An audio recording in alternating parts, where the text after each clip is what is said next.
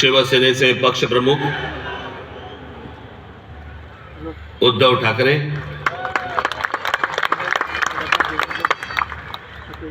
राष्ट्रवादी काँग्रेसचे नेते जयंतराव पाटील, इतर सर्व मान्यवर आणि माझ्या जमलेल्या तमाम मराठी बांधवांनो, भगिनींनो आणि मातांनो,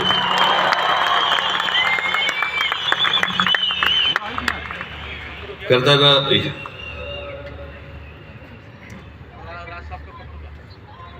या व्यासपीठावरती मी माननीय बाळासाहेबांबरोबर लहान असताना अनेकदा आलो. शिवसेना पक्षाची स्थापनाच या शिवतीर्थावरती झाली. त्यावेळेला माझे आजोबा प्रबोधनकार ठाकरे हे देखील इथे उपस्थित होते.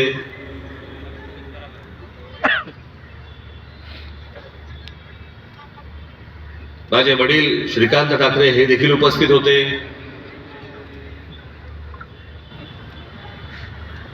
आमची माँ ही देखील उपस्थित होती.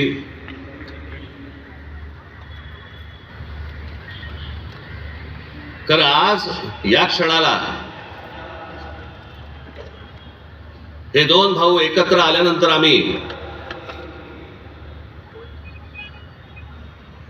आज माझे आजोबा प्रबोधनकार ठाकरे, माननीय बाळासाहेब ठाकरे, माझे वडील श्रीकांत ठाकरे आणि आमच्या माँ आज खरं तर इथे हजर असायला पाहिजे होते.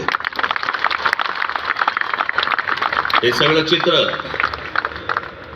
पुन्हा एकदा मराठी बांधवांसाठी, मराठी माणसांसाठी, मुंबईसाठी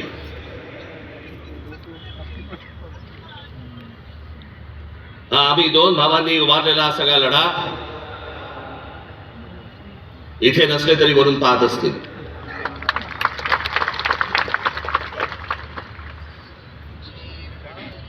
बऱ्याच गोष्टी मी आपल्यासाठी जरा थोडस घेऊन आलोय.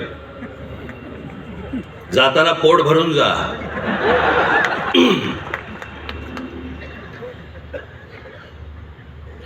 अनेक सामाजिक संस्था आहेत, मराठीवरती काम करणारे आहेत, अनेक लोक आहेत, ज्या लोकांनी अनेक दिवस आवाज उठवला या सगळ्या विषयात मी सर्वप्रथम त्यांचे मी आभार मानतो. दीपक पवार आहेत, त्यांच्याबरोबरचे अनेक सहकारी आहेत, त्यांचे आभार मानतो. अनेक टेलिव्हिजन चॅनलचे आणि वर्तमानपत्रांचे संपादक आहेत, पत्रकार आहेत, त्यांनी गेले काही दिवस जी आम्हाला साथ दिली त्याबद्दल त्यांचेही मी मनापासून आभार मानतो.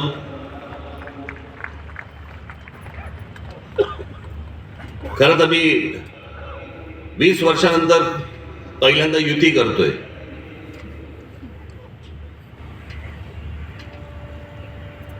आणि त्याच्यामुळे अनेक या युतीच्या सगळ्या अख्ख्या प्रोसेसमध्ये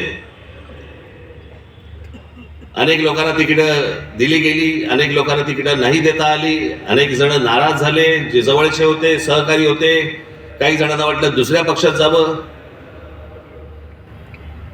काही नाराज झाले, काही रागावले, काही गोष्टी झाल्या, होतात. त्याला काय, आमच्या पण हातात काही गोष्टी नसतात.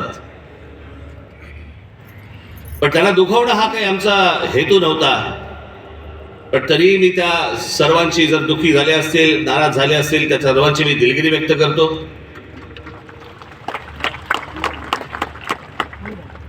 आपलेच आहेत, परत येतील. कारण जे आता आहेत तेच कुठे जातील माहित नाही, त्याच्यामुळे ते गेलेले आहेत ते येतीलच परत.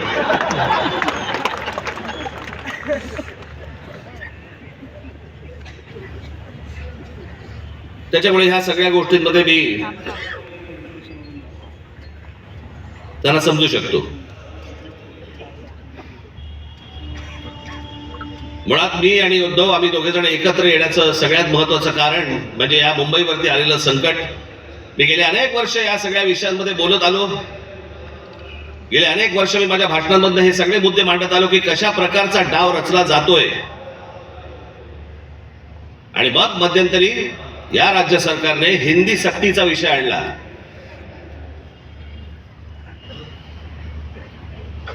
आणि त्यावेळेला मग मीही कडाडलो, उद्धवही कडाडला. आणि त्या सगळ्या याच्यामध्ये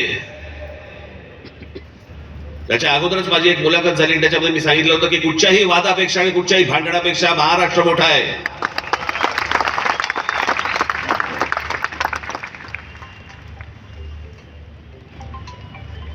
आणि मग तिकडनं ह्या सगळ्या गोष्टींची सुरुवात झाली. पण ते हिंदी सक्तीचा जो विषय होता तो फक्त तुम्हाला चाचपडून बघण्याचा होता. तुम्ही जागे आहात का? मराठी माणूस महाराष्ट्रामधला मुंबईमधला जिवंत आहे का? हे फक्त चाचपडणं होतं तुम्हाला.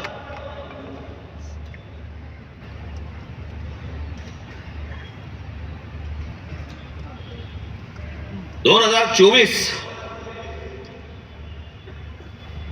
याच्यानंतर या विधानसभा निवडणुकांनंतर या सरकारला काय फेफराला माहित नाही. जे हवं वाटेल ते मनाला काय जे हवं ते करायला लागले. आली कुठून हिंमत?